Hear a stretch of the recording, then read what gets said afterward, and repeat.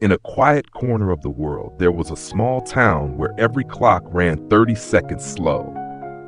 Not because of any technical fault, but because an old man had made them that way. No one knew why. People just said that from the moment he touched his first clock, time in Stillwater was never the same again. Stillwater was a peaceful town.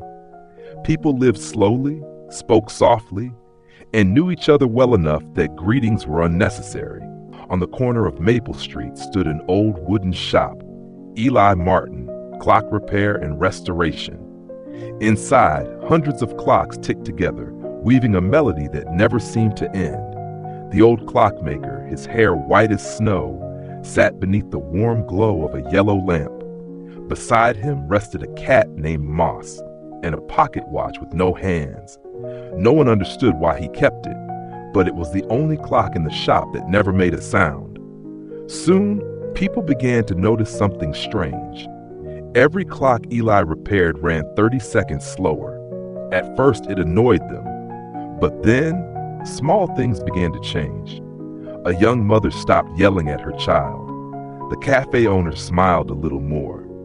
The mailman no longer honked his horn. The whole town seemed to soften. No one could explain it. They only knew that ever since the clocks had slowed, people began to live more truthfully. One day, a journalist from Boston came to see Eli. He asked, "Did you slow the clocks on purpose?" Eli smiled gently and replied, "I didn't make them slower. I only adjusted them to match the person who owns them." The journalist frowned. "What do you mean?" "You see," Eli said softly, "some people live in regret. To them, a minute feels like a lifetime. Others rush through life so fast that a lifetime is just a single breath. I only help them reconnect with their own time." The journalist said nothing, but as he left Stillwater, he noticed that his own watch seemed to be running slower too. Winter came. The river froze, snow blanketed the rooftops, and Eli grew frail. Still, people left their clocks by his door with little notes attached. "Please fix this, Eli. Thank you." Then one morning, the shop didn't open.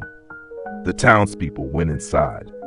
Eli sat peacefully at his workbench, his head resting gently on his hand, a faint smile on his lips. On the table lay the pocket watch with no hands. There was no ticking anywhere, yet everyone could hear a faint, steady breath in the air. Every clock in the shop had stopped, and the town fell silent. When they cleaned the shop, they found a small slip of paper beside the handle watch. When time no longer matters, peace begins. The new clockmaker picked up the watch. No face, no hands, no sound. But when he pressed it to his ear, he heard it. A slow, gentle breathing. Calm, even, like the heartbeat of Stillwater itself. Years passed. People still say that every clock in Stillwater runs 30 seconds slower than the rest of the world. No one fixes them. No one hurries. They speak slower, laugh longer, and linger a bit more over their morning coffee. When asked why, they simply say, "Because here, time knows how to smile." And on quiet moonlit nights, the people of Stillwater swear they can still hear that sound. Not the ticking of clocks, but the gentle breath of an entire town that once learned how to slow down just enough to find peace. If you're still here, maybe you heard it too. That gentle breath beneath the ticking of time. Thank you for sharing this moment with me. Subscribe for more stories like this, slow, peaceful, and full of heart.